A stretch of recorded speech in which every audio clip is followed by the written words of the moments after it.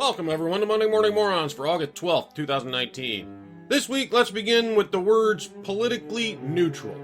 Jack Dorsey sat in Washington and told Congress in person that Twitter is a politically neutral platform. Remember? So let's take a look at what politically neutral means to Jack Dorsey. Twitter locks out McConnell's campaign for posting video of calls for violence at his home. Twitter locked accounts belonging to Senate Majority Leader Mitch McConnell's re-election campaign and several prominent conservatives Monday after they posted videos of left-wing protesters gathered outside McConnell's Kentucky home, with one demonstrator calling for someone to stab McConnell in the heart and for McConnell to break his raggedy neck. This morning, Twitter locked our account for posting the video of real-world violent threats made against Mitch McConnell, McConnell's campaign manager Kevin Golden said in a statement. This is the problem with the speech police in America today. Golden continued, the Lexington Herald can attack Mitch with cartoon tombstones of his opponents, but we can't mock it. Twitter will allow the words massacre Mitch to trend nationally on their platform, but locks our account for posting actual threats against us. We appealed and Twitter stood by their decision, saying our account will remain locked until we delete the video. Now that looks pretty neutral, doesn't it? The rabid crazies on the left openly and specifically threaten a sitting senator they don't like, and there's nothing but crickets from Twitter. I mean, I have to assume they just didn't notice it at all, since that's a violation of their terms of service, because they are, after all, politically neutral, right, Jack? I remember seeing it.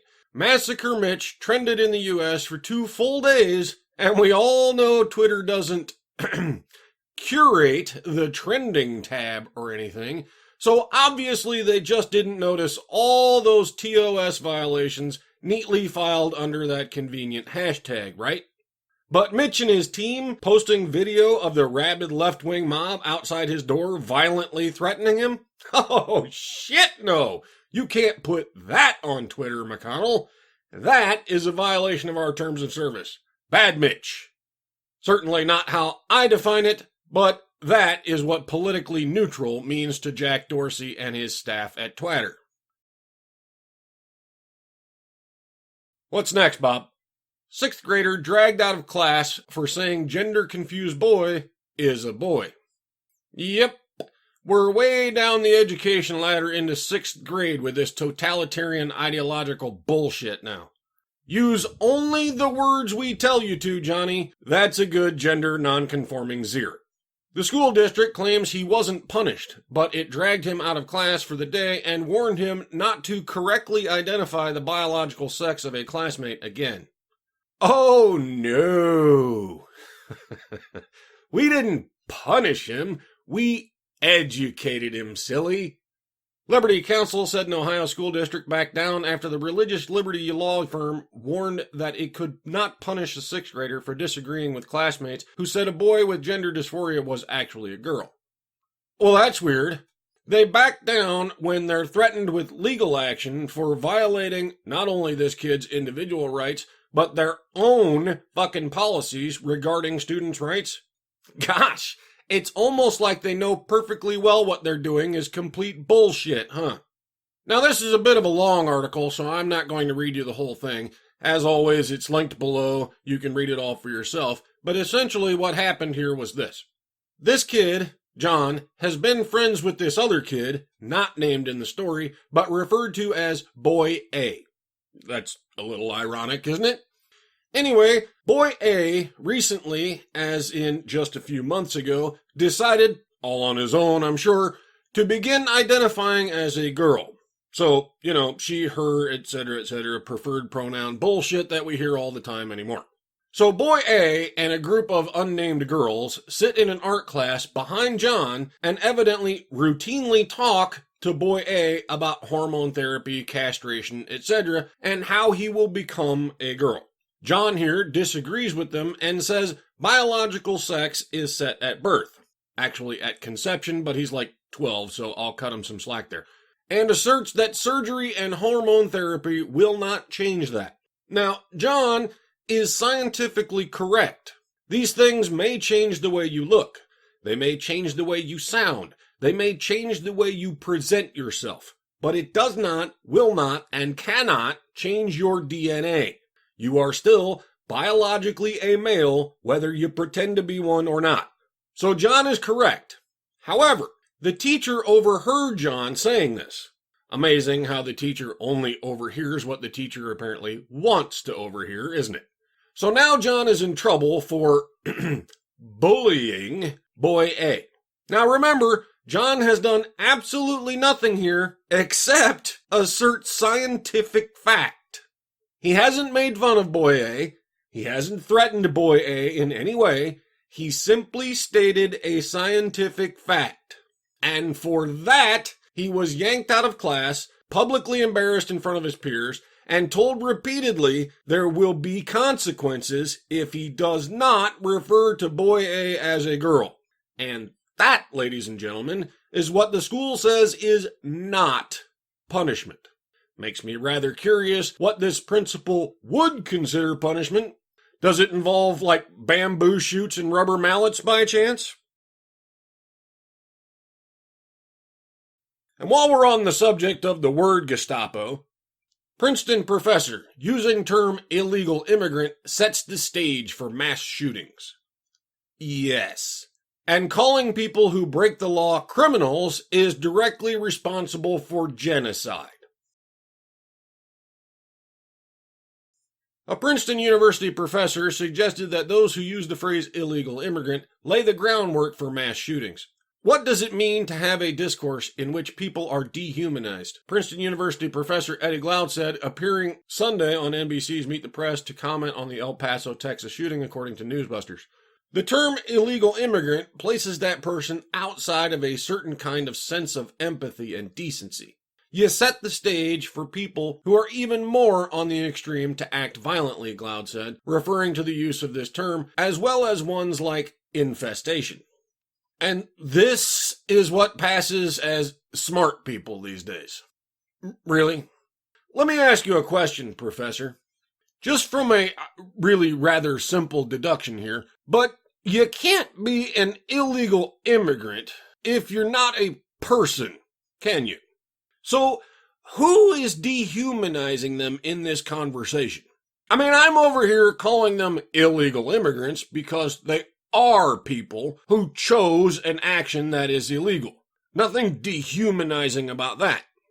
He then proceeds to take aim at President Donald Trump, saying the shooter who killed more than 20 people in El Paso used language that was almost the exact same language as the President of the United States. You mean English? Former North Carolina Republican Governor Pat McCrory was discussing the topic during the segment with Cloud. McCrory said, "I'm not going to condemn people who use the illegal immigrant term," to which Cloud responded, "Of course! Why not? Why not?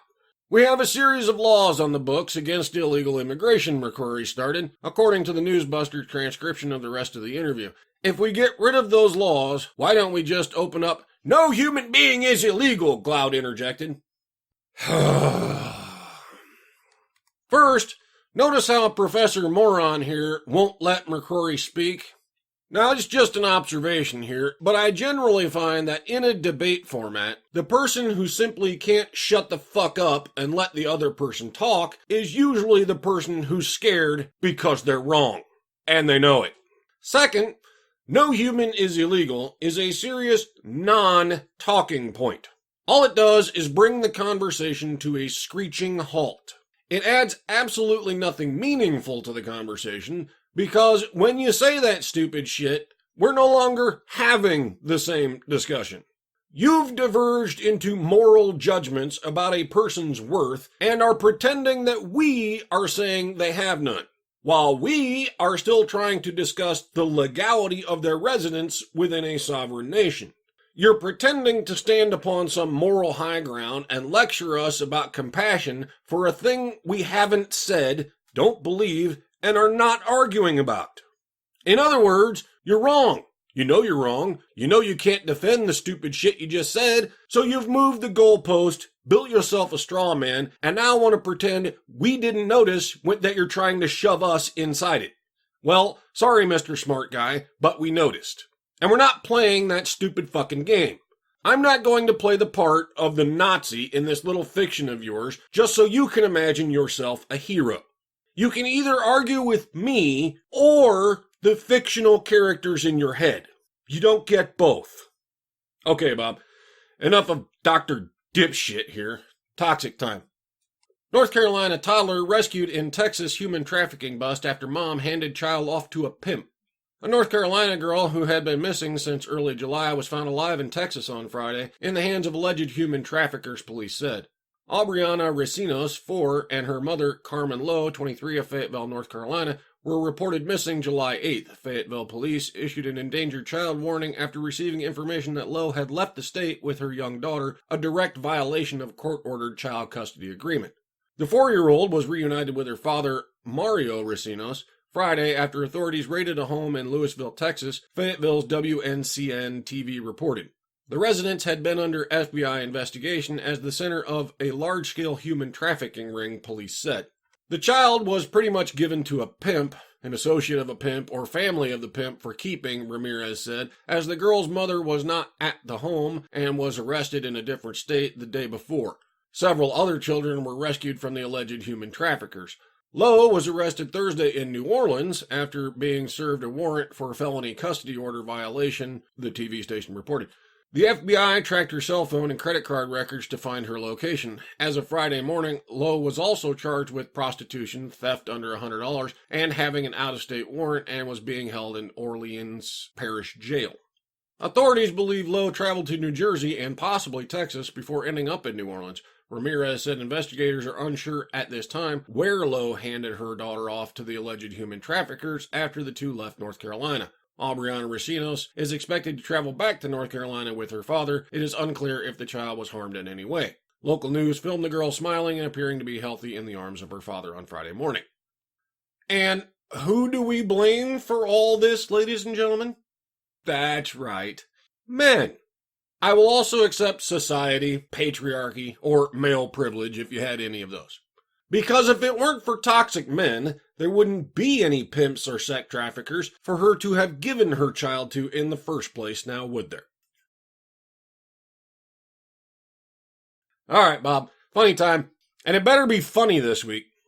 Louisiana woman says meth found hidden inside body part is not hers. Okay. I mean, possibly not yours per se, but if it got there, you must know where it came from, right? A Louisiana woman allegedly caught with meth hidden inside her vagina said she didn't know where the drugs came from, police said. Uh-huh.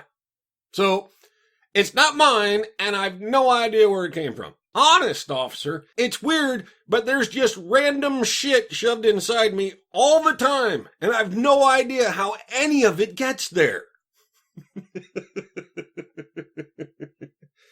Good luck with that one in court, honey. That's it for this week. Remember the social justice mantra: women are victims, men are oppressors, and feminism is just about equality. I'll see you all next time.